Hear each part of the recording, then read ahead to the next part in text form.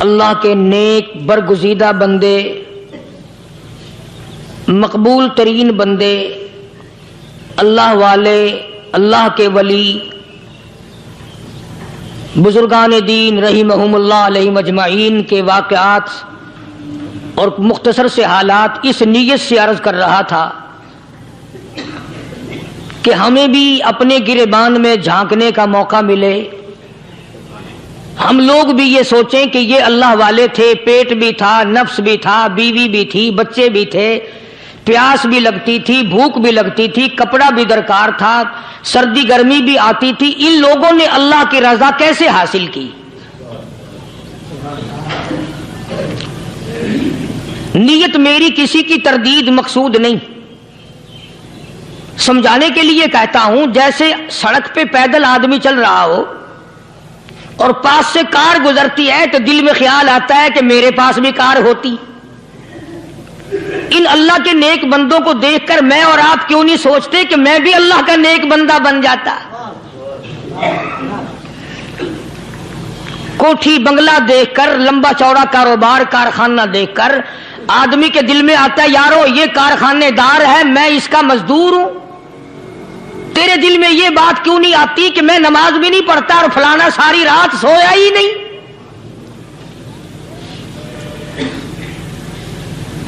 ہم لوگ اپنے معاملات میں، اپنے کردار کے بارے میں آخر کب سوچیں گے؟ وہ کون سی نئی زندگی ملے گی؟ بس ایک دھوکہ لگا ہوا ہے، او جی میں تو گناہگار ہوں میرا کیا، او جی میں تو گناہگار ہوں میرا کیا، یوں کرتا کرتا ہی مر جائے گا، توبہ نہیں کرنی۔ کوئی آدمی پلیت ہو اور وہ یہ کہتا رہے او یار میں تو پلیت ہوں، یار میں تو ناپاک ہوں، میرا کیا میں تو ناپاک ہوں۔ اللہ کے بندے پانی کے پاس جا، غسل کر، پھر ہی تو پاک بنے گا۔ اپنے آپ کو پلیت پلیت کہتا رہے یوں تو پاک نہیں بنے گا۔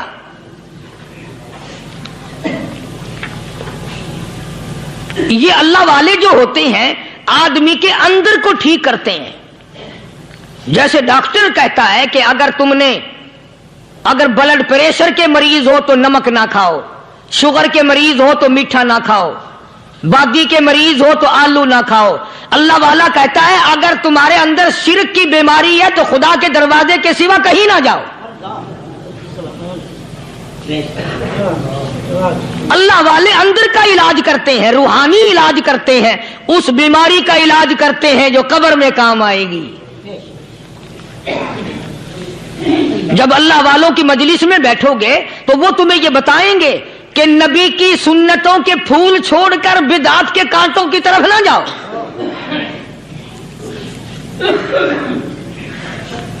اور ہدایت ہے محمد کریم صلی اللہ علیہ وسلم کی، سبحان اللہ۔ وہ جوان کتنا خوش نصیب ہوگا جو حضور کے ساتھ سواری پہ سوار ہے۔ اللہ اکبر۔ سیدنا معاذ بن جبل رضی اللہ تعالیٰ عنہ کی ذات اقدس ہے، جس سواری پہ محمد عربی صلی اللہ تعالی علیہ وسلم سوار ہیں، اسی سواری پہ صحابی بھی سوار ہے، آپ کے پیچھے سوار ہے۔ آپ نے 3 مرتبہ ارشاد فرمایا یا معاذ، وہ کتنا مقدروں والا جوان ہوگا جس کا نام آقا کے پیارے پیارے منہ سے نکلا۔ فرمایا یا معاذ، او معاذ، عرض کیا لبیک و سعدیک، میرے آقا میں حاضر ہوں، میں غلامی میں حاضر ہوں۔ کچھ نہیں فرمایا۔ پھر دوسری مرتبہ ارشاد ہوا یا معاذ، عرض کیا لبیک و سعدیک، کالی کملی والے میں تیری خدمت میں حاضر ہوں، میں غلامی میں حاضر ہوں۔ تیسری مرتبہ پھر فرمایا یا معاذ۔ سمجھے آپ؟ یہ تو حضور کو پتا تھا کہ میری آواز اس نے پہلی دفعہ میں ہی سن لی، پکار رہا ہے میں حاضر ہوں۔ 3 مرتبہ آواز اس لیے دی، یعنی میں جو تجھے بتانا چاہتا ہوں وہ بڑی اہم بات ہے، توجہ کر۔ دھیان کر اس بات کی طرف جو میں تجھے بتانے لگا ہوں. تیسری مرتبہ ارشاد ہوا یا معاذ، عرض کیا لبیک و سعدیک، میرے آقا میں حاضر ہوں، غلامی میں حاضر ہوں. ارشاد فرماؤ، فرمایا یا معاذ لا تشرک باللہ. او ماضی مجھ سے ارشاد سن لے، مجھ سے پیغام سن لے، میں محمد کریم صلی اللہ تعالی علیہ وسلم تجھے بڑی پتے کی بات بتانے لگا ہوں، گر کی بات بتانے لگا ہوں، کوئی حقیقت کی بات بتانے لگا ہوں. لا تشرک باللہ. او میرے جمال، میرے صحابی، او معاذ، اللہ کی ذات میں، اللہ کی صفات میں کسی کو شریک نہ ٹھہرانا.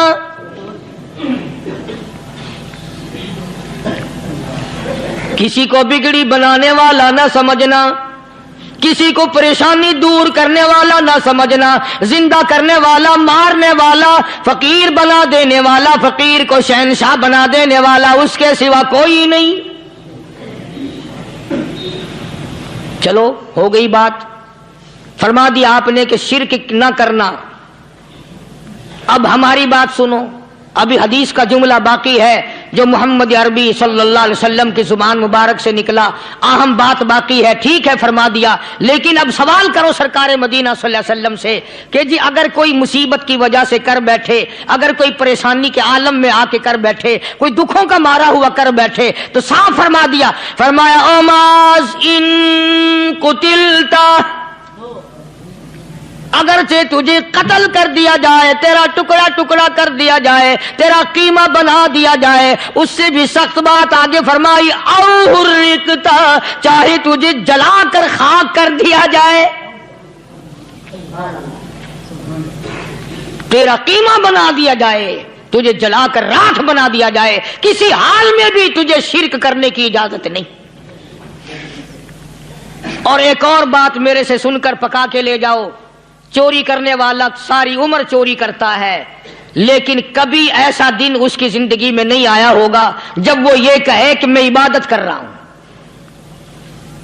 لاکھ چوری کی ہو، یہ کہے گا کہ میں گناہگار ہوں، چوری کر اپن چلو تمہارے منہ پہ نہیں کہے گا، دل میں کہے گا. زنا کرنے والا کبھی نہیں کہتا کہ میں گناہ نہیں کرتا، شراب پینے والا کبھی نہیں کہتا کہ میں گناہ نہیں کرتا، حرام کھانے والا، رشوت لینے والا کبھی نہیں کہتا کہ میں گناہ نہیں کرتا. شرک ایسا گناہ ہے، ایسی گمراہی ہے، اس کو بندہ گناہ سمجھ کر نہیں، عبادت سمجھ کے کرتا ہے. اور ارشاد فرمایا محمد عربی صلی اللہ علیہ وسلم نے کہ شرک کرنے والے کو توبہ کی توفیق نہیں ہوتی. وہ اس کو برا سمجھے تو توبہ کرے، جب وہ اس کو برا سمجھتا ہی نہیں تو گناہ سمجھتا ہی نہیں تو توبہ کائے کی کرے گا. وہ میں عرض کر رہا تھا کہ یہ جو اولیاء کرام ہیں، بزرگان دین ہیں، اللہ والے ہیں، یہ شرک کی لعنت سے آدمی کو بچانے کے لیے ساری زندگی کوشاں رہتے ہیں. حدیث پاک میں آتا ہے، ارشاد فرمایا محمد کریم صلی اللہ علیہ وسلم نے کہ جب آدمی گناہ کرتا ہے، فرمایا ان فی الجسد لمضغۃ اذا صلحت صلح الجسد كله واذا فسدت فسد الجسد كله الا وهي القلب او كما قال النبي صلی اللہ علیہ وسلم. ارشاد فرمایا آدمی کے بدن میں ایک گوشت کا ٹکڑا ایسا ہے کہ جب وہ ٹھیک ہو جائے تو سارا بدن ٹھیک ہو جاتا ہے، جب وہ بگڑ جائے تو سارے بدن کا نظام بگڑ جاتا ہے. الا وہی القلب، سرکار مدینہ صلی اللہ علیہ وسلم نے فرمایا وہ دل ہے. دل آدمی کا سنور جائے تو سارا کچھ سنور گیا، دل بگڑ گیا تو سب کچھ بگڑ گیا. ریاکاری دل سے پیدا ہوتی ہے، تکبر دیکھنے میں نہیں آتا، دل میں پیدا ہوتا ہے، فخر دل میں پیدا ہوتا ہے، عجب اور خودبینی دل میں پیدا ہوتی ہے. تو آقا مدنی صلی اللہ علیہ وسلم نے فرمایا کہ آدمی کا دل جو ہے وہ سفید ہوتا ہے، بالکل سفید ہوتا ہے. جب بندہ گناہ کرتا ہے تو ایک چھوٹا سا سیاہ کالا نقطہ اس کے دل پہ لگ جاتا ہے. پھر دوسرا گناہ کرتا ہے، پھر دوسرا نقطہ لگ جاتا ہے، پھر تیسرا گناہ کرتا ہے، پھر تیسرا نقطہ دل پہ لگ جائے، حتیٰ کہ اس کا دل سارا کالا ہو جاتا ہے۔ اور جب سارا دل کالا ہو جاتا ہے تو اس کے دل کے اندر پھر حق سمجھنے کی گنجائش نہیں رہتی، پھر وہ اتنا بگڑتا ہے کہ خلاف شرع کام کو وہ عبادت کہتا ہے، پھر وہ ڈھول دھماکے کو عبادت کہتا ہے، پھر وہ چمٹا کھڑکانے کو عبادت کہتا ہے، پھر وہ نشہ کرنے کو عبادت کہتا ہے، پھر وہ نماز نہ پڑھنے کو عبادت کہتا ہے، پھر وہ قرآن کے قریب نہ آنے کو عبادت کہتا ہے۔ حالانکہ بزرگوں کا یہ طریقہ کار نہیں۔ سائیں توکل شاہ صاحب سبقت رحمت اللہ علیہ، امبالے شہر میں مزار ہے، حضرت کے واقعات میں لکھا ہے کہ جب کوئی عالم، جب کوئی قاری، جب کوئی بزرگ قرآن پڑھتا یا کچھ بیان کرتا، اگر قرآن پڑھتا غلطی کرتا، ہاں یہ بات سمجھ لو کہ سائیں شاہ صاحب جو تھے ان پڑھ تھے، عالم نہ تھے، پڑھے ہوئے نہیں تھے، لیکن اگر کوئی قرآن کی آیت غلط پڑھتا تو سائیں شاہ صاحب جو تھے وہ کہتے کہ تو نے غلطی کی ہے، اور اگر کوئی حضور کریم صلی اللہ علیہ وسلم کی حدیث پاک پڑھتا اس میں کوئی غلطی کر دیتا تو شاہ صاحب فرماتے کہ تو نے غلطی کی ہے۔ تو ایک دن مولویوں نے، عالموں نے، قاریوں نے مشورہ کر لیا اور کہنے لگے آؤ شاہ صاحب سے پوچھیں گے کہ ان کو، یہ پڑھے ہوئے تو ہے نہیں، ان کو پتہ کیسے چلتا ہے آیت غلط پڑھی گئی یا حدیث پاک غلط پڑھی گئی، ان کو پتہ کیسے چلتا ہے؟ تو اللہ والے کی خدمت میں پہنچے اور جا کے یہ سوال کر دیا، اللہ والے سے یہ سوال کر دیا، آپ سب سبحان اللہ کہو تو میں آگے جواب بتاؤں۔ اللہ اکبر، اللہ اکبر، کیا شان ہے اللہ والوں کی۔ فرمایا تم نہیں جانتے جب کوئی قاری قرآن صحیح پڑھتا ہے، عالم حدیث پاک صحیح بیان کرتا ہے، میں دیکھتا ہوں، میری آنکھوں کو نظر آتا ہے، اس کے سر سے لے کر آسمان تک نوری فرشتوں کی قطار بند جاتی ہے، اور جب وہ غلطی کرتا ہے تو وہ قطار ساری رخصت ہو جاتی ہے، وہ قطار ساری چھٹی کر جاتی ہے، میں سمجھ جاتا ہوں کہ کوئی غلطی ہوئی ہے۔ یہ ہے اللہ والوں کی باتیں جو ہم لوگوں کے کام آنے والی ہیں، جو ہمارے سوچ و بچار کی ہیں، جو ہمارے کرنے کی ہیں،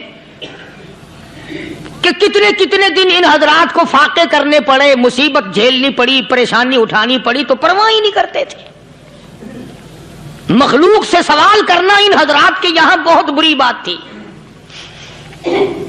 بلکہ نفحۃ الیمن ایک عربی کورس کی کتاب ہے، درس میں پڑھائی جاتی ہے عربی مدرسوں میں۔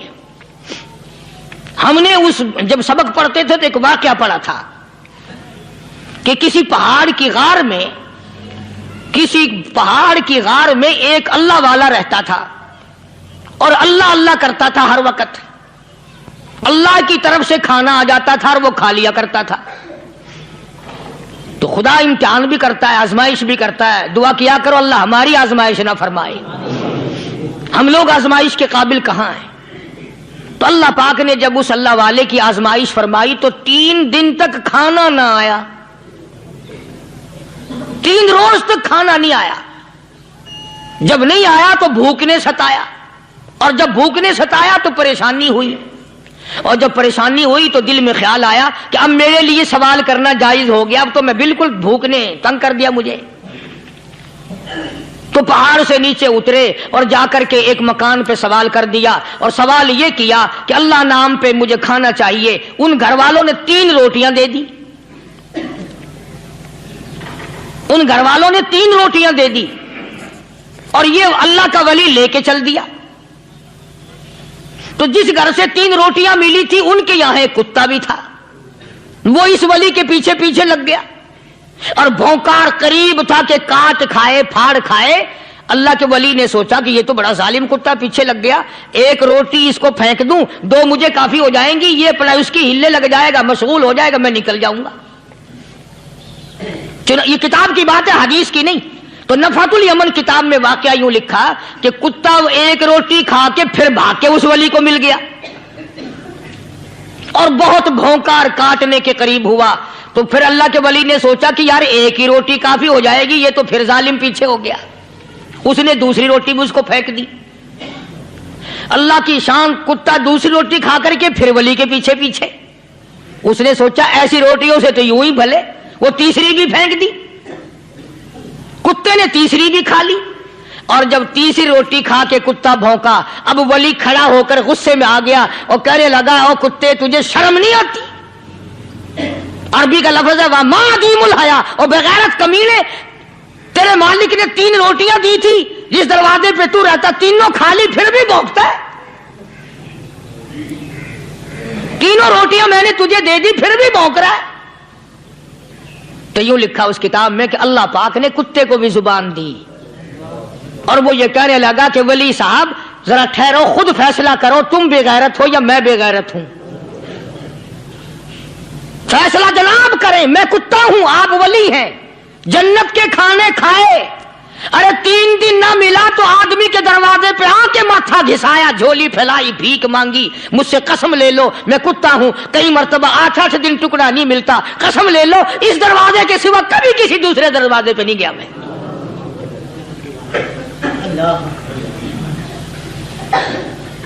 تجربہ کر لو، 3 دن کتے کو ٹکڑا ڈالو، چوتھے دن دم ہلا کر تمہارے پاؤں میں لٹے گا۔ ساری عمر گزر گئی اس مالک کا دیا ہوا کھاتے ہوئے پیتے ہوئے، آج بھی تجھے اس مالک کا دروازہ سمجھ نہیں آیا۔ پانی وہ پلاتا والذی ہوا یطعمنی ویسقین وَإِذَا مَرِضْتُ فَهُوَ يَشْفِينِ،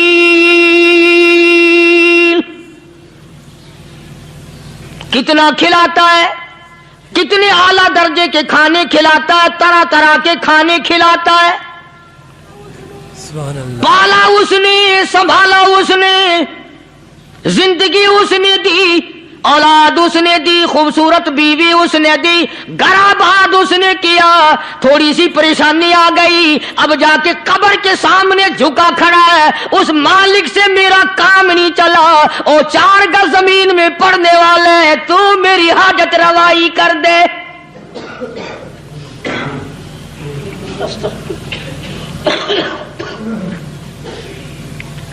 کون سے ولی نے یہ تعلیم دی، کون سے ولی نے یہ ترغیب دی؟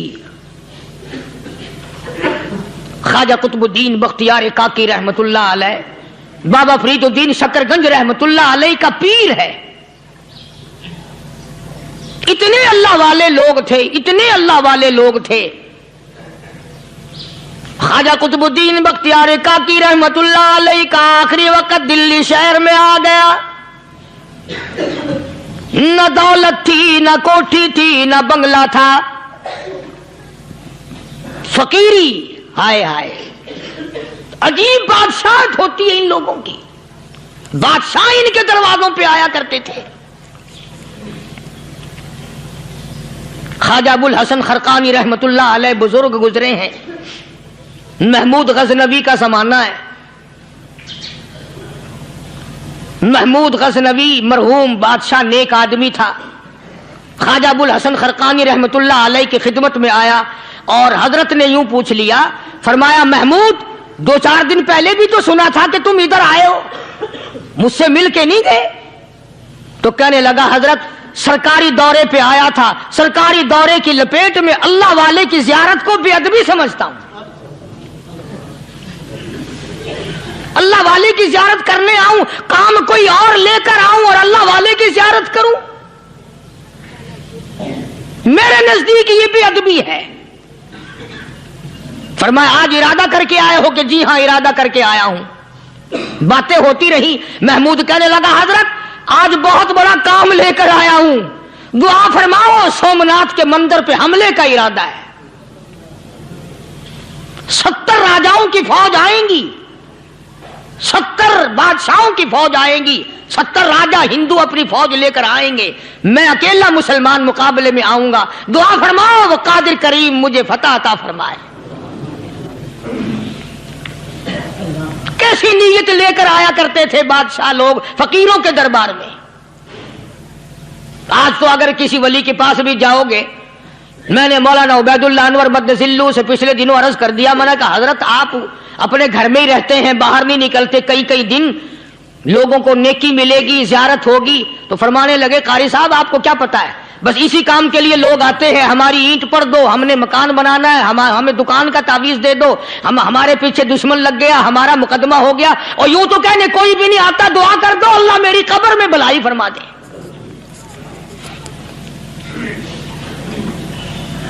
تو محمود غزنوی نے خواجہ ابوالحسن خرقانی سے درخواست کی کہ آپ دعا فرمائیں۔ اللہ والے نے دعا بھی فرمائی اور اپنا مصلی دے دیا۔ یوں فرمایا محمود جب مشکل وقت آ جائے اس مصلی پہ کھڑے ہو کر 2 رکعت نماز ادا کرنا۔ پتہ چلا کہ اللہ کی مدد جو ہے وہ نماز کے ساتھ ہے۔ میں تمہیں بھی بتاتا ہوں، ولی تو میں نہیں، جب بھی کوئی پریشانی آئے، جب بھی کوئی تکلیف آئے، فرمایا استعینوا بالصبر والصلاۃ،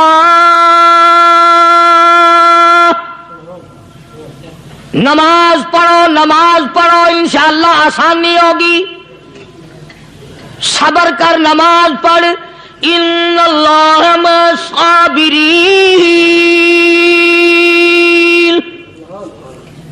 اللہ پاک صبر کرنے والوں کا ساتھی ہے، صبر بھی کرتا جا، نماز بھی ادا کرتا جا، جس سے تیرا بگاڑ ہے یوں بھی سوچتا جا میری طرف سے کوئی ظلم نہ ہو جائے، میں مارا جاؤں گا۔ چھلا ساتھ لے کر چلا گیا اور اپنی فوج کو لے کر کے سومناتھ کے مندر پہ حملہ کر دیا۔ مسلمان فوج بڑا سفر کر کے آئی تھی، دور سے آئی تھی، تھکی ہوئی تھی، چور چور تھی، اتنے حالات نہ تھے، اتنے ہتھیار نہ تھے، 70 راجاؤں کی فوج کے مقابلے میں مسلمانوں کو شکست ہو گئی۔ محمود غزنوی کو خبر دی گئی بادشاہ شکست ہو گئی۔ محمود نے 2 رکعت نماز ادا کی، اور یہ بھی بتا دوں اللہ والوں کا اتنا ادب کیا محمود غزنوی نے کہ اس مصلی پہ کھڑے ہو کر نماز نہیں پڑھی، اس کو سر کے اوپر رکھ کے نماز پڑھی۔ مصلی اللہ والے کا سر پہ رکھ لیا اور نماز پڑھی خدا کے حضور میں، اور پھر سر سجدے میں رکھ دیا۔ میرے پروردگار بے نیاز خالق و مالک، میں گناہگار سہی، میں سیاکار سہی، میں تیرا بندہ ہوں، او میرے مولا مقابلہ کفر سے ہے، حق پرستوں کی نہ کی تو نے گر دل جوئی نہیں، تانا دیں گے بت کے مسلم کا خدا کوئی نہیں، او میرے پروردگار آج مجھے ذلیل نہ کر، آج میری شکست نہ کر، آج مسلمانوں کو شکست نہ دے، او بے نیاز پروردگار کافر کہیں گے ان کا خدا کہاں گیا۔ بس محمود غزنوی نے اللہ کے حضور میں نماز ادا کی اور دامن پھیلایا اور سر سجدے میں رکھا، تو اطلاع ملی کہ شکست فتح میں بدل گئی۔ چنانچہ جمعے کا خطبہ محمود غزنوی نے سومناتھ کے مندر کے اندر دیا۔ کس قدر اللہ والوں کو دلچسپی تھی ان معاملات سے کہ قوم کے لیے بھلائی ہو، ملک کے لیے بھلائی ہو، عوام کے لیے آخرت کی دنیا کی بھلائی مقصود تھی۔ خواجہ قطب الدین بختیار کاکی رحمت اللہ علیہ دلی شہر میں رہتے ہیں، بادشاہوں کا زمانہ ہے۔ اللہ اللہ کیا عجیب لوگ تھے۔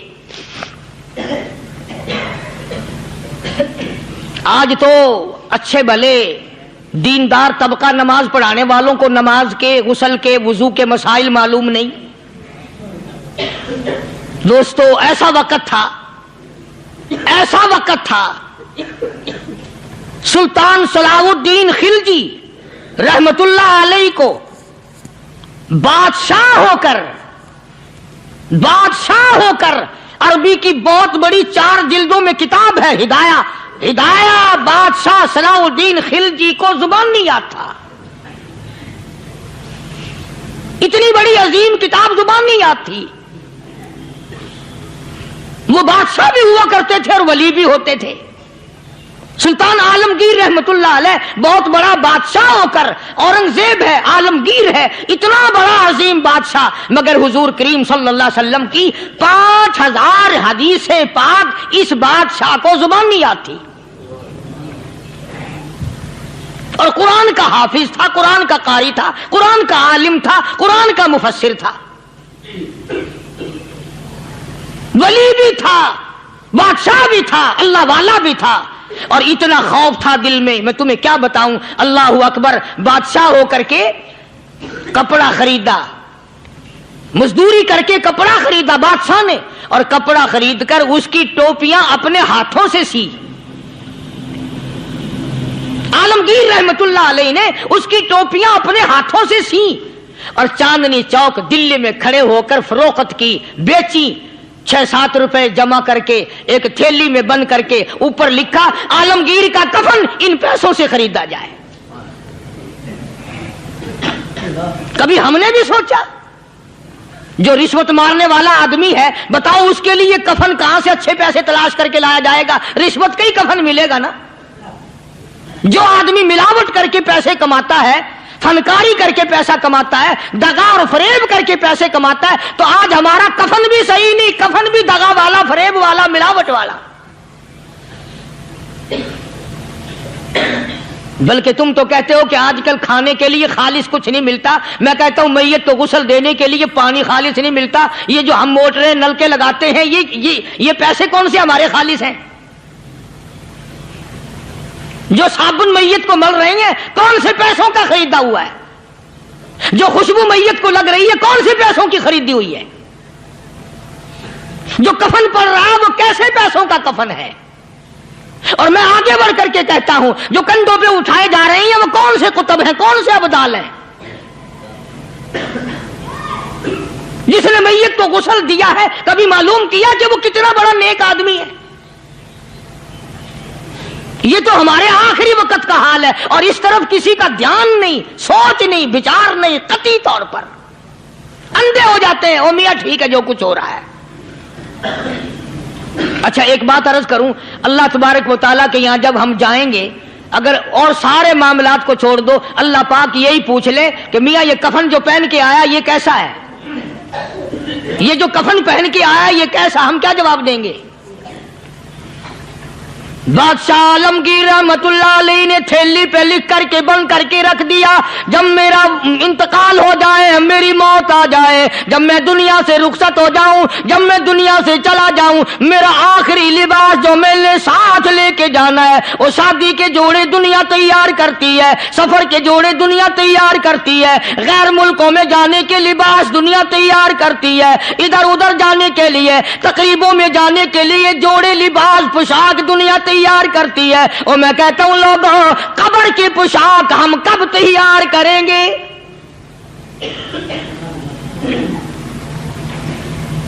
عالمگیر رحمت اللہ علیہ نے خود اپنے کفن کا انتظام کر کے رکھ دیا۔ ہمارے گھروں میں تو اگر کفن کا ذکر کرو تو گھر والے بھی منہ بنائیں گے، چھوڑو تم نے کفن کی باتیں بنانی شروع کر دی ابھی سے ہی۔ اور ایک اور عرض کروں، کفن بھی مقدر والوں کو ملتا، کئیوں کو ملتا ہی نہیں۔ کفن نہیں ملتا، قبر نہیں ملتی، نماز جنازہ نہیں ملتی، غسل نصیب نہیں ہوتا۔ مقدری سودے ہیں، نہ یہ دولت سے بات بنتی ہے، اور نہ یہ اقتدار سے بات بنتی ہے، اور نہ یہ سرمایہ سے بات بنتی ہے۔ یہ تو تقدیروں کے مسئلے ہیں جو مالک نے اپنے ہاتھ میں رکھا ہے۔ جناب رسول کریم سب کہہ دو صلی اللہ علیہ وسلم کے سگے چچا، اللہ غنی جنگ احد ہے،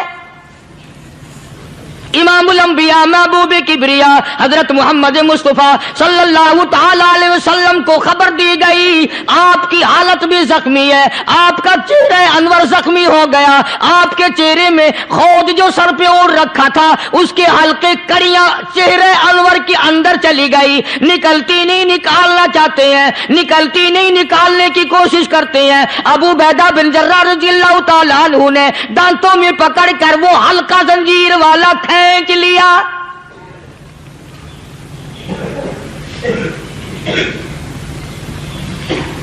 اللہ غنی उधर खून का फुंवारा छूटा, खून का फुंवारा छूटा। अल्लाह, अर्श इलाही से आवाज आई, जिब्रील। पल झपकने के बराबर जिब्रील सारी दुनिया का निजाम तय कर सकता है। तवज्जो, अल्लाह ने आवाज दी, जिब्रील। अर्ज किया, हुजूर। फरमाया, याद रख, अगर मेरे महबूब का खून जमीन पे गिर गया तो फिर तू जिब्रील का आएगा।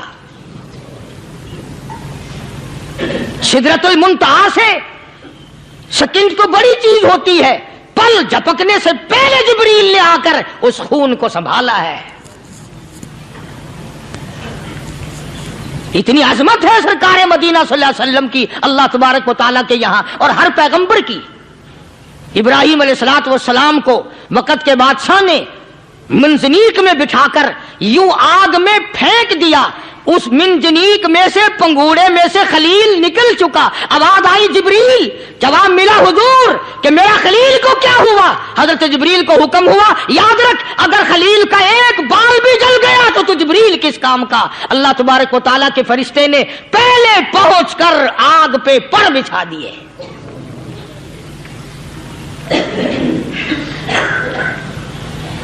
यूसुफ अलैहिस्सलातु वस्सलाम को भाइयों ने कुएं में फेंका। अब बताओ, कुआं कोई 100-200 गज या 100-200 मील तो लंबा नहीं होता। मैं खालिक की बेनियाजी तुम्हें बता रहा हूं, और अपने पैगंबरों की किस तरह हिफाजत फरमाते हैं। सुभान अल्लाह। भाइयों ने कुएं में धक्का दिया, जिब्रील जी ये क्या हुआ? तो मेरा नबी आया। मेरे नबी के कुएं में जाने से पहले तख्त बिछा दे। जिब्रील ने पर बिछाकर तख्त बना दिया। वो तो यूं बचाता है, वो तो यूं संभालता है।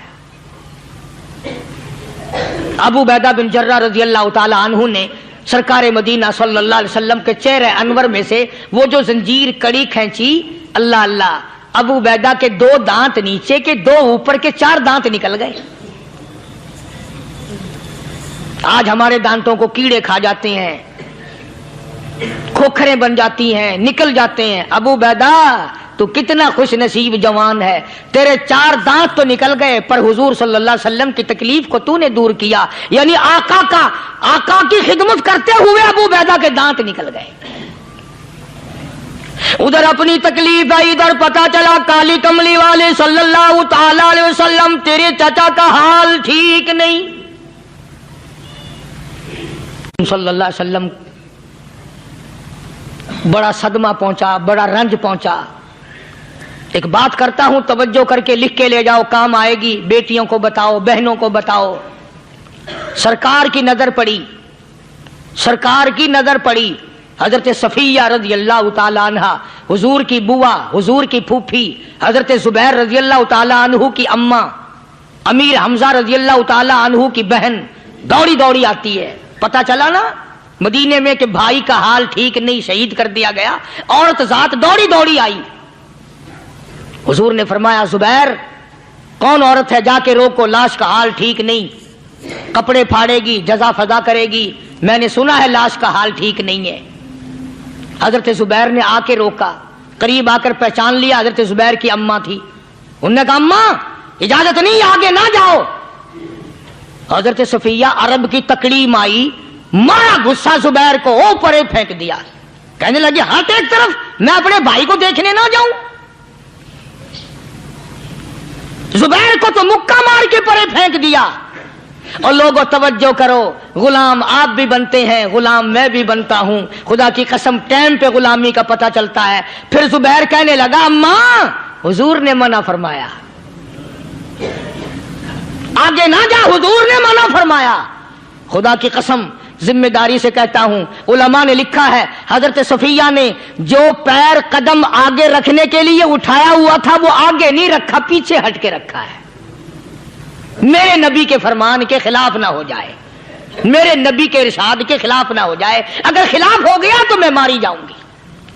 और वहीं रुक गई, कहने लगी, और जुबैर बेटे जाओ, मेरे महबूब सरकार मदीना सल्लल्लाहु ताला अलैहि वसल्लम से जाके कहो मैंने लाश का हाल सुन लिया है, मुझे सब कुछ पता चल गया है। जाके कहो बेशक मैं औरत हूं लेकिन घबराऊंगी नहीं, जब से मैंने तेरा कलमा पढ़ा है मैंने सब्र करना भी सीख लिया है।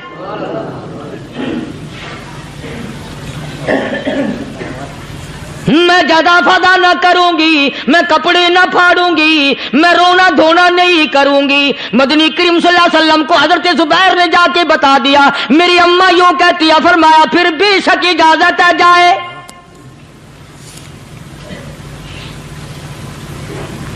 आज की कोई माई होती इतना हाल देखकर भाई का ना जाने हार्ट फेल हो जाता। सफिया ने आके देखा अपने भाई सैयदना अमीर हमजा के दोनों कान नहीं, नाक नहीं, लब नहीं, 11 टुकड़े हुए पड़े हैं।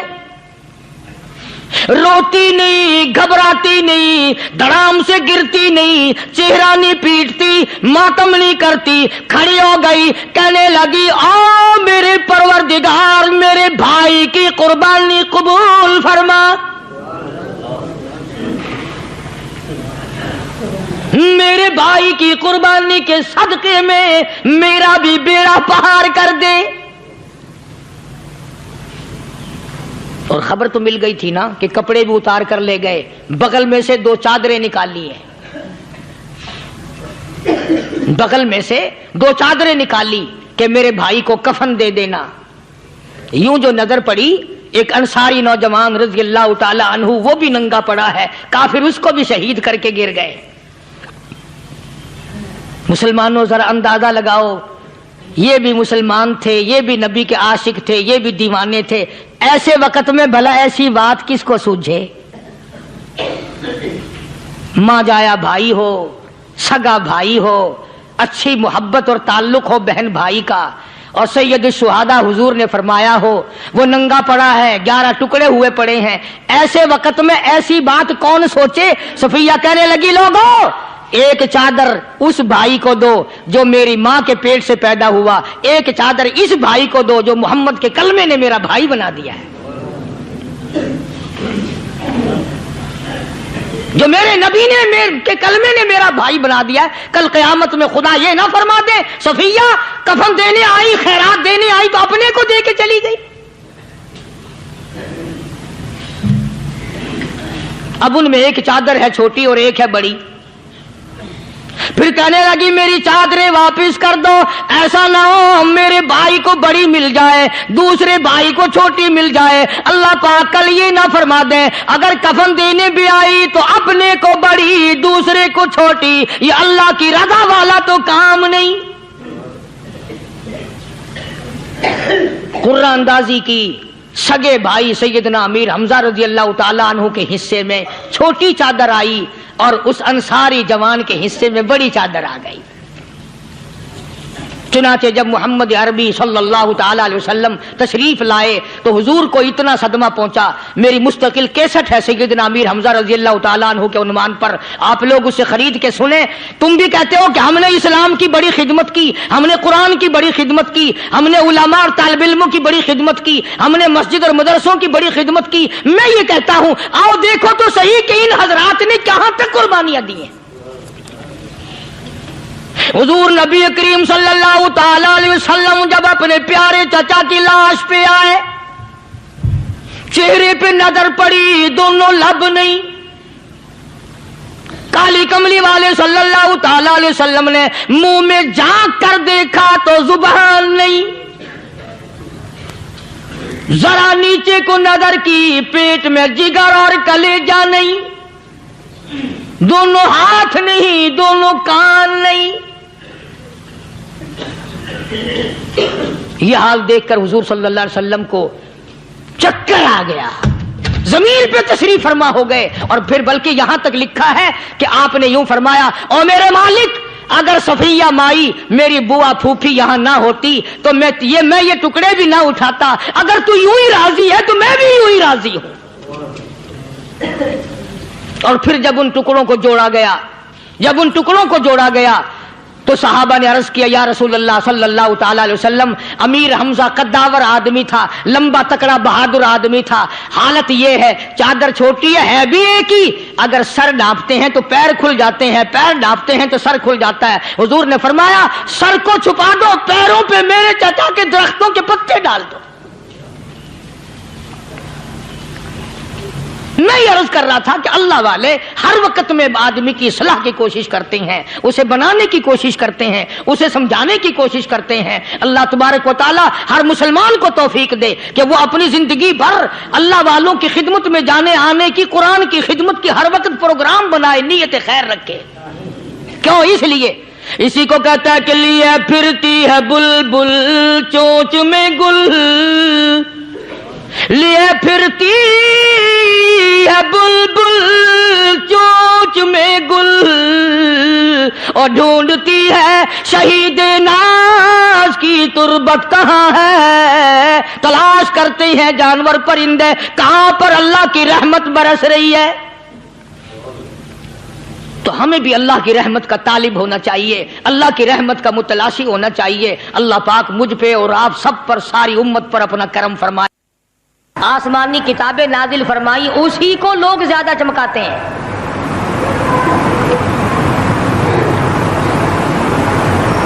خدا اس بات کو گوارا ہی نہیں کرتا کہ میری طرف سے بغیر میرے اعلان کے کوئی ذرہ برابر اعلان کر سکے۔ وہ کسی قلندر کو، کسی ملنگ کو، کسی کو اختیار نہیں دیتا۔ جن کا خدا جیتا جاگتا حی و قیوم قائم دائم ہے وہ تو ایسا ہے، اور جن کا خدا کبھی پیدا ہوتا ہے کبھی مر جاتا ہے ان کی میں بات نہیں کرتا۔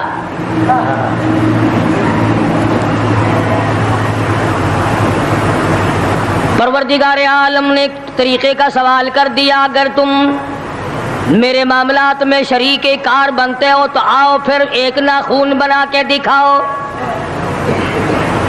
ایک بال بنا کے دکھاؤ، درخت کا ایک پتا بنا کے دکھاؤ، پتھر کا ایک روڑا بنا کے دکھاؤ، مٹی کا ایک ذرہ بنا کے میرے سامنے لاؤ۔ پروردگار عالم نے فرمایا چلو تم سے گائے کیا بنواؤں گا، بھینس کیا بنواؤں گا، بکری کیا بنواؤں گا، زمین و آسمان تم کیا بناؤ گے، چاند سورج ستارے کیا بناؤ گے، انسان تو بنانا تمہارے بس کا کام کہاں ہے۔ لَن يَخْلُقُوا ذُبَابًا، تم مجھے مکھی کا ایک پر بنا کے تو دکھاؤ۔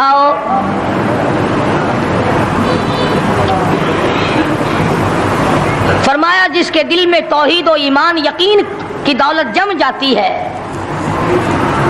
وہ لوگ تو دنیا ہی میں ایمان کا مزہ چکھتے رہتے ہیں، ایمان کی لذت آتی ہے۔ صحابہ اکرام رضوان اللہ تعالی علیہ مجمعین کی جماعت نے دنیائی میں جنت کو دیکھا، جنت کی خوشبو سونگھی، کسی کو جنت کی ہوا لگی، کسی نے جنت کا نقشہ دیکھا، کسی کو جنت کا نظارہ کرا دیا گیا دنیائی میں۔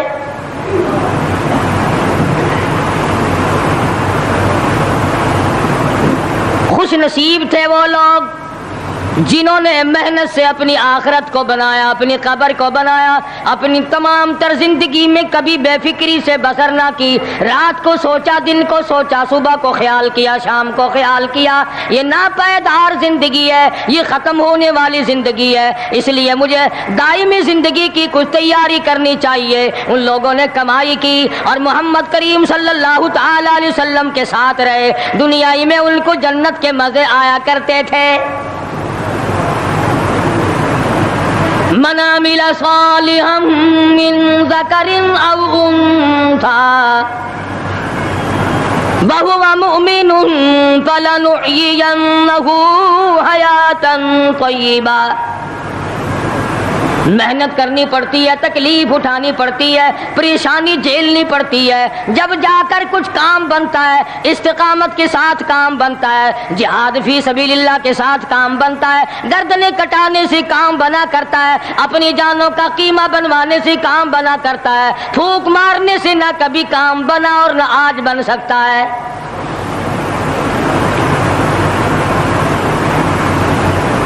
علماء کرام میں بے شمار لوگ اس قسم کے آئے جو استقامت کا پہاڑ ثابت ہوئے۔ ان میں سے بعض نے یہ لکھا ہے کہ بعض مرتبہ کھانے میں ایسا مزہ آتا تھا جیسے جنت کے کھانے کا مزہ آتا ہے۔ شاہ عبد الرحیم صاحب رائے پوری رحمہ اللہ،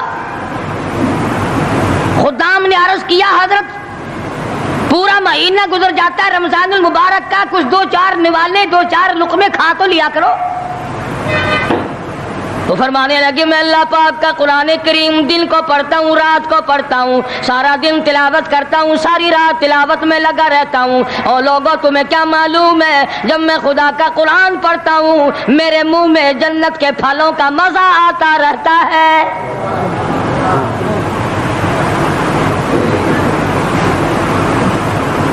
صحابی ہے مدنی کریم صلی اللہ تعالی علیہ وسلم کا، احد پہاڑ کی طرف جا رہا ہے، ایک دوسرا صحابی سامان لے کے لینے کے لیے واپس آ رہا ہے، وہ جانے والا پوچھتا ہے کدھر چلا؟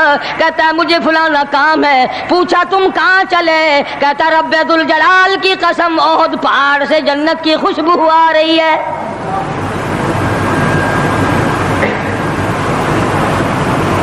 تھے یہ لوگ ارادے کے، استقامت اس قدر مضبوط تھی دنیا کی کوئی طاقت ان لوگوں کو نہیں ہلا سکی۔ سید عطا اللہ شاہ صاحب بخاری رحمہ اللہ، علماء اکرام کی پگڑی تھی، علماء کے آبرو تھے شاہ صاحب، علماء کی عزت تھی۔ امرتسر میں جلسہ کیا شاہ صاحب نے، اطلاع ملی بہار میں لوگوں نے حسین احمد مدنی کی پگڑی اتار کر جلا دی۔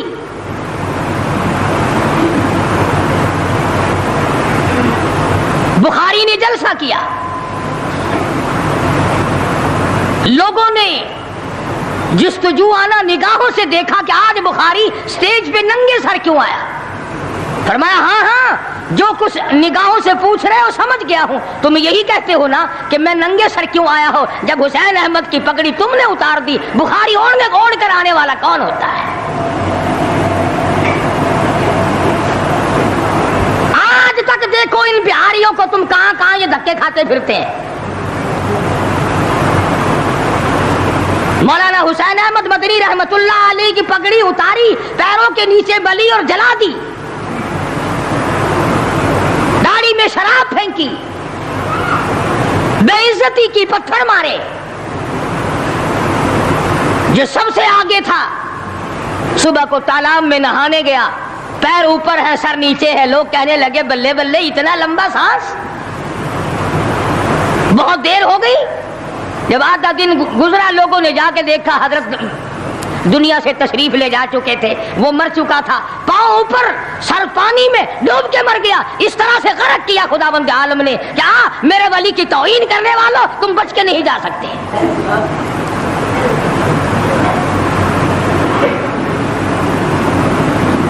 جلندھر کے اسٹیشن پہ مولانا کی توہین کرنے والا یہاں فیصل آباد میں آیا، لوگوں نے اٹھا کر بھٹے کی چمنے میں ڈال کر خاک کر دیا۔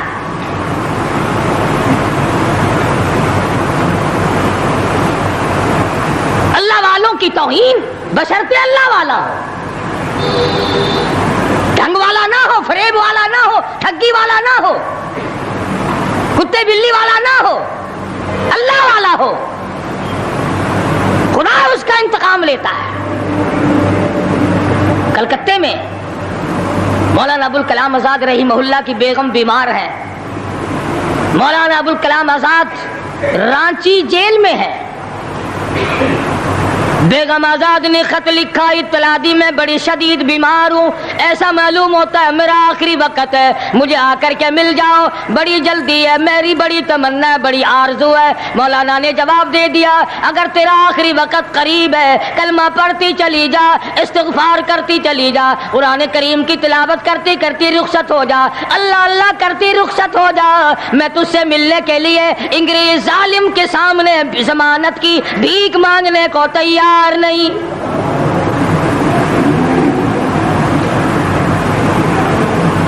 آج یہ جو علماء کی توہین کرتے ہیں، کبھی اخباروں میں لکھ کر فلاں مخالف تھا پاکستان کا، تم نے پاکستان کا کون سا کندھا دے رکھا ہے، تم نے پاکستان کا کیا سنوارا، تم نے پاکستان کا کیا بنایا، آدھا پاکستان بیچ کے کھا گئے اور تمہیں پوچھنے والا کوئی نہیں۔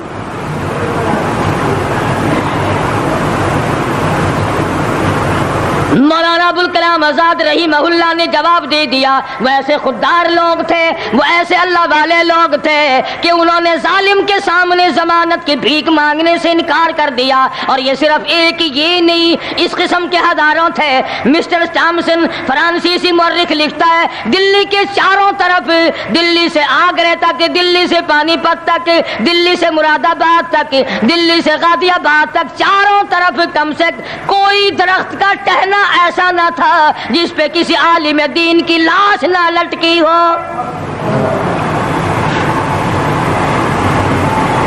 اور چوری کھانے والوں تمہیں کیا پتا ہے، پاکستان کو بھون بھون کر کھانے والوں تمہیں کیا پتا ہے، پاکستان کی قوم کا چمڑا اڈھیڑنے والوں تمہیں کیا معلوم ہے، پاکستان کی آبرو برباد کرنے والوں تمہیں کیا معلوم ہے، پاکستان کی عزت کو تباہ کرنے والوں تمہیں کیا معلوم ہے کہ علماء کرام کا کیا کردار ہے. 400 عربی مدرسے تھے دلی کے چاروں طرف، ایک بھی طالب علم باقی نہ رہا، نہ ناظم کو رہا، نہ محتمم رہا. تمام کے تمام پڑھنے والے، پڑھانے والے، اساتذہ بھی، طالب علم بھی، تمام کے تمام انگریز ظالم سے ٹکرا کر شہید ہو گئے.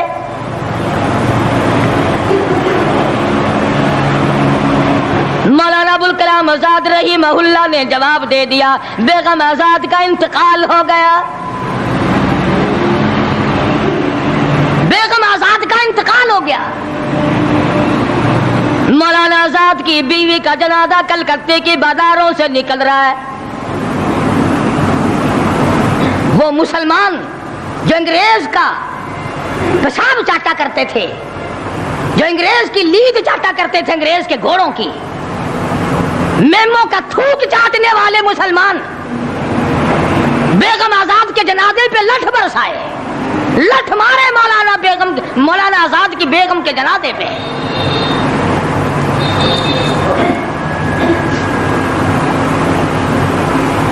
بجائے ایک اللہ والی کے جنازے میں شرکت کرتے. آج بھی یہ اخباروں والے کبھی کہتے ہیں ہندوستان میں مسلمانوں کے ساتھ یوں ہو رہا ہے، دیوبند میں یوں ہو. تم اپنی تو بات کرو، تمہارے یہاں کیا ہو رہا ہے؟ کون سی رات ہے جس میں ڈاکہ نہیں، کون سا دن ہے جس میں ایکسیڈنٹ نہیں، کون سی گھڑی ہے جس میں کسی مسلمان کے کلیجے کو تم چیر کر نہیں کھاتے؟ دوسروں کی باتیں کرتے ہو اور تمہارے پاس پیسے حرام کے ہیں، تم اخبار پڑھے بغیر جی نہیں سکتے. اگر 5 روپے کا اخبار ہو جائے گا پھر بھی تم ناشتہ 50 حج کر لو، پھر بھی اخبار سے صبح انشاءاللہ ہوگی تیری. حاجی صاحب صبح قرآن پڑھا کر اخبار خبر میں کام نہیں آئے گا. نرا جھوٹ، نرا بکواس. کوئی ریڈیو کا سر پکڑے بیٹھا ہے، کوئی ساری رات ٹی وی کے سامنے مرے ہوئے کتے کی طرح پڑھ کے گزار دیتا ہے. دوسروں پہ تنقید، دوسروں کو بکواس. مولانا ابوالکلام آزاد رحمہ اللہ کی بیگم کا جنازہ گزر رہا ہے، لوگوں نے لٹھ مارے، مسلمانوں نے مارے، کلمہ گو نے مارے، مسلمانوں کی آل اولاد نے لٹھ چلایا. سید عطا اللہ شاہ صاحب بخاری رحمۃ اللہ علیہ کو پتہ چلا، تیسرے چوتھے دن تشریف لے گئے، بن بلائے گئے. وہاں جا کر کے لوگوں کو للکارا، فرمایا لوگوں تم نے اس عفیفہ کے جنازے پہ لٹھ چلایا، تم نے اس سیدہ کے جنازے پہ لٹھ چلایا جس کو بے نقاب تو کیا تم نے کبھی با نقاب بھی نہیں دیکھا. لیڈر کی بیوی تھی، عالم کی بیوی تھی، بہت بڑے سیاستدان کی بیوی تھی. کلکتے کے لوگوں نے مولانا ابوالکلام آزاد کی بیوی کو کبھی بغیر پردے تو کیا پردے میں بھی نہیں دیکھا. آج تو جب تک ساتھ لے کر بازار میں سے گزر نہ جاؤ اس وقت تک لیڈری نہیں چمکتی. کم سے کم پتہ تو چلنا چاہیے نا اس کے گھر میں مال کیسا ہے. اور اب تو بلکہ جب نکاح ہوتا ہے تو اسی وقت دلہے دلہن کا اخبار میں فوٹو آتا ہے کہ دلہا کس بھاؤ کا، دلہن کس بھاؤ کی ہے. شرم نہیں آتی مسلمان کہلاتے ہوئے. ادھر کی بارات میں بھی حاجی، ادھر کی بارات میں بھی مسلمان اور نمازی. بھئی یہ کیا حرکتیں ہو؟ ارے بس लड़के वड़के है ना, छोकरे वोकरों के काम है ये। क्या कयामत में कब्र में गुजारा हो जाएगा यूं ही? अल्लाह पूछेगा कि तुम क्या क्या बदमाशियां किया करते थे। अब जी हम तो बड़े नेक आदमी थे, हमारे लड़के बड़े हरामी थे, वो यूं किया करते थे। कैसे काम चलने लगा? सैयद अताउल्लाह शाह साहब बुखारी रहमतुल्लाह अलैह ने ललकार के कहा, तुमने उस अफीफा की बेइज्जती की, तौहीन की, सैयदा की तौहीन की, जिसने कभी तुमने कभी उसको बेनकाब तो क्या बानकाब भी नहीं देखा, बुर्के के साथ भी नहीं देखा। फरमाने लगे, मेरी निगाह, मेरी नजर, मेरी आंख देख रही है कि तुम्हारी लाशों को कलकत्ते के बाजारों में कुत्ते घसीट रहे।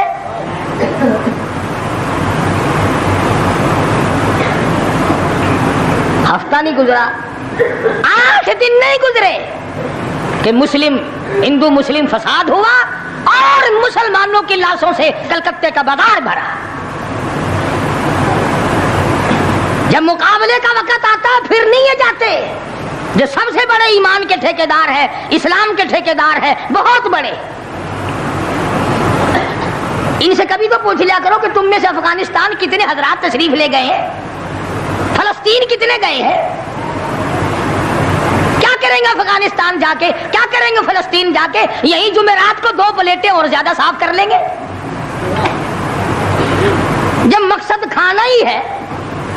वो एक मौलवी बीमार हो गया बेचारा, तो डॉक्टर के पास ले गए बड़ी मुश्किल से चारपाई पे डालकर। तो वो इतनी सी प्याली में मिक्सर बना के लाया दवा का। उन्होंने कहा हजरत ये पी लीजिए।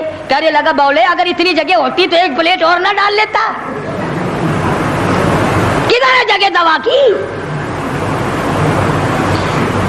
जिनका मकसद सिर्फ खाना, जिनका मकसद सिर्फ पीना है, वो क्या करेंगे इधर उधर जा आकर? क्या करते हैं उनको?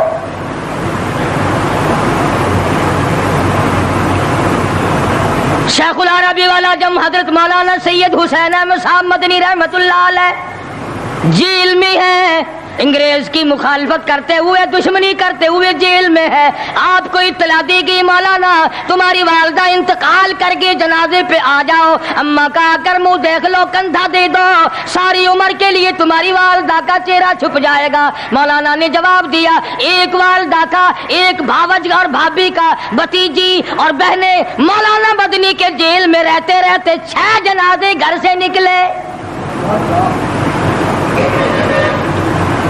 6 जनाजे घर से निकले। हर वक्त इत्तला दी गई, तशरीफ लाओ, आके जनाजे में शिरकत करो, अम्मा का चेहरा देख लो, अम्मा को अपने हाथों से दफन कर दो।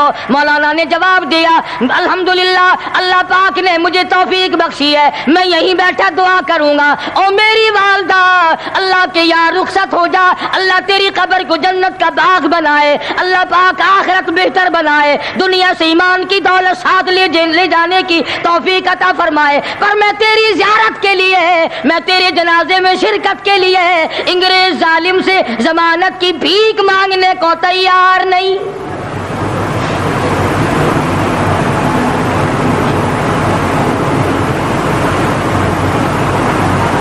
150-125 साल उलमाए दीन अंग्रेज जालिम से टकराए, मराठों से टकराए, डोगरों से तमाम इन हिंदुओं से, सिखों से, डोगरा पार्टी जो थी उससे टकराए, तमाम से, शाह इस्माइल शहीद, मौलाना सैयद अहमद बरेलवी रहमतुल्लाह अलैह, इन हजरात ने जिहाद किया और लाखों आदमी इनके साथ होकर शहीद हुआ। आजकल खुद शहीद होने की तौफीक तो है नहीं, कब्र की मिट्टी की ढेरी, ऐसे मिट्टी की ढेरी बनाई, 4 ईंटें लगाई, ये किसकी कब्र है? अरे पुराने जमाने के शहीद हैं ये, बगैर सर के यहाँ तशरीफ लाए, लोगों ने देखा आ रहे और सर है ही नहीं। शहीदों के नाम पे